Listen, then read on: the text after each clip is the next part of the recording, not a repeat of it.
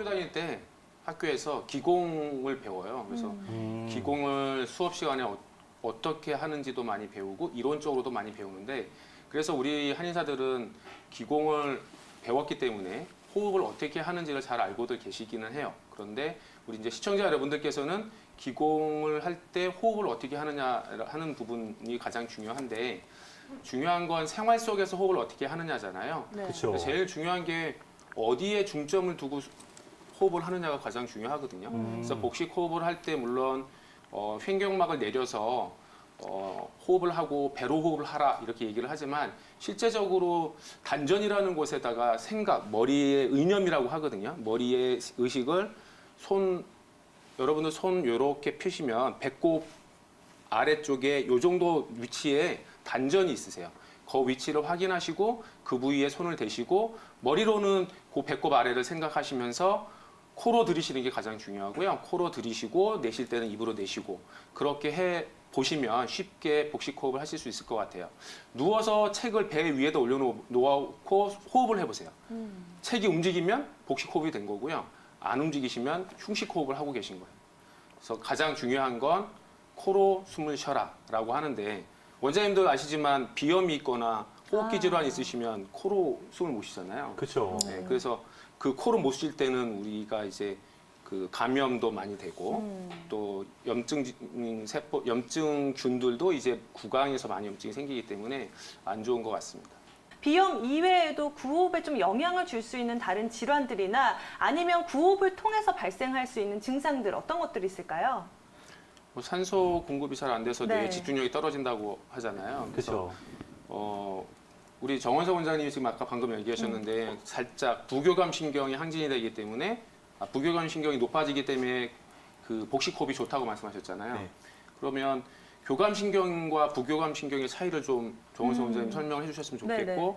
저는 지금 말씀드리고 싶은 거는 뭐냐면 수능이 내일 다음 주잖아요. 맞아요. 그렇죠. 일주일 근데 남았죠. 우리가 비염이 있거나 폐가 안 좋게 되면 그 호흡 자체가 안 좋아지잖아요. 그래서 산소 공급이 안 되면 주의 집중력이 떨어지는데 제가 지금 말씀드리고 싶은 건 부교감 신경이 항진되었을 때 약간 이완되면서 집중력이 좋아진다는 거죠.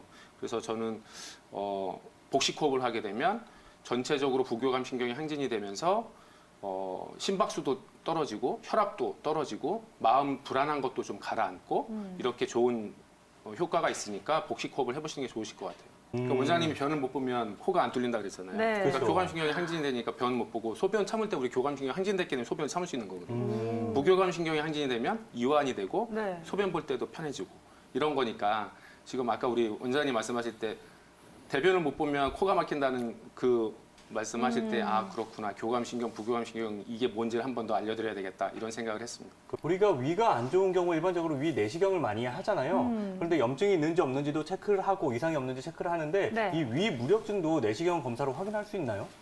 네, 위 내시경 검사를 이제 하셨는데 내시경상에는 염증이나 뭐 특별한 원인, 뭐 용종이라든가 이렇게 많지 않은데도 불구하고 나는 위가 무력해서 소화가 잘 안 되시고 지금 들으신 것처럼 스트레스만 받으면 꽉 채여 있어서 두통까지도 오시고 어깨도 아프고 이러실 거예요. 근데 가장 중요한 게 뭐냐면 위에 들어온 음식물이 얼마나 빠르게 배출이 돼서 나오느냐라고 하는 게 이제 가장 중요하거든요. 위 무력증이 있으신 분들한테 제가 얘기하는 게 뭐냐면 식사하시고 30분 후에 꼭 걸으시라 그래요.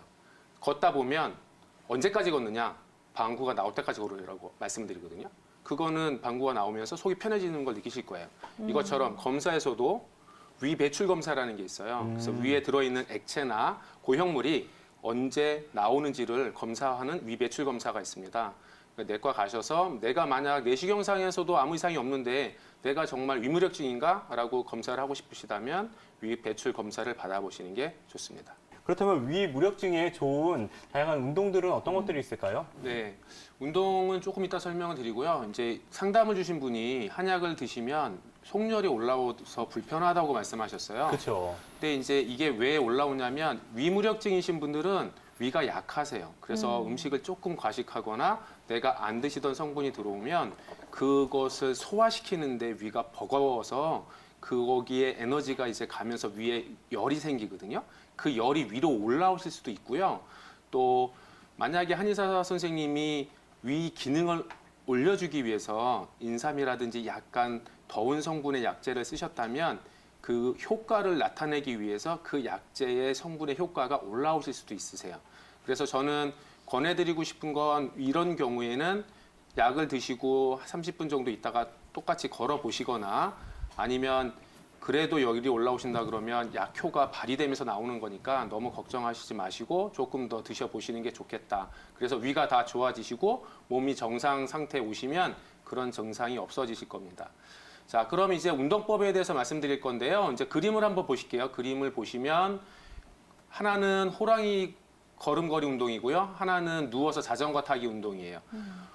네 발 달린 짐승이 걷는 것처럼 팔을 쭉, 다리를 쭉 이렇게 펴시고 한 발, 한 발, 한 손, 한 손 이렇게 걸으시면 척추하고 장이 이렇게 살짝 뒤틀리면서 운동을 하게 되거든요. 그러면 이것 운동을 하게 되면 위하수와 또 지금과 같은 위무력증에 좋습니다. 누워서 자전거 타시는 것도 잘 보시면 허리가 너무 아프신 분은 하지 않으셔야 되지만 지금처럼 하늘 자전거를 잘 타시면 무릎에도 좋고요. 또 위무력증에도 좋습니다. 네, 호랑이 걸음 걷기와 함께 누워서 자전거 타기 평소에 틈틈이 꾸준하게 운동해 보시면 도움이 될 것 같은데요. 특히나 위가 좋지 않은 경우에 저 같은 경우에는 음식을 굉장히 조심하게 된다라고 말씀을 그럼요. 드렸잖아요. 정말 이렇게 먹는 걸 따라서 위 기능이 약해지기도 하고 또 강해지기도 하고 많은 영향을 받는 것 같은데 윤홍 원장님, 그렇다면 위의 기능을 좀 높여주는 데 도움을 받을 수 있는 식품들 어떤 것들이 있을까요? 네, 뭐 요즘 많이 알려진 게 이제 양배추인데 양배추는 그 성분이 위에 좋다고도 알려졌고요. 네. 위에 염증에도 좋고요. 저는 우리 한약재 중에 이제 어떤 것이 좋은가 생각을 해봤는데 생강이 가장 좋은 것 같아요. 물론 속이 많이 차신 분들은 건강을 쓰시는 게 말린 생강을 쓰시는 게 좋은데 그렇지 않다라고 하면 생강을 쓰시는 게 좋아요. 물론 위에 염증이 심하시면 자극이 있을 수 있지만 연하게 드시면 좋을 것 같고요. 동의보감에서도 비위의 습을 없애주고 또 따뜻하게 해주면서 소화 작용을 돕고 메스껍고 이렇게 멀미하면서 또 어지럽고 두통까지 오는 걸 다스리실 수 있습니다. 그리고 요즘 무가 정말 맛있을 때예요. 요즘 가을무, 이제 김장철이 다가오는데 무가 정말 답니다. 근데 무에는 디아스타제라는 소화 효소가 들어있는데요. 이건 생즙으로 드시는 게 좋습니다. 따라서 익혀서 드시면 크게 효과가 없으니까 생즙으로 드시는데 생즙으로 갈아서 드셔도 좋고요. 그게 좀 너무 아린 맛이 있어서 싫으시다라고 하면 동치미 좋을 것 같아요. 우리 조상님들이 만들어서 드신 동치미, 무를 그대로 살리면서 또 발효된 식품이니까 여러분들 위무력증에 좋다고 생각할 수 있습니다.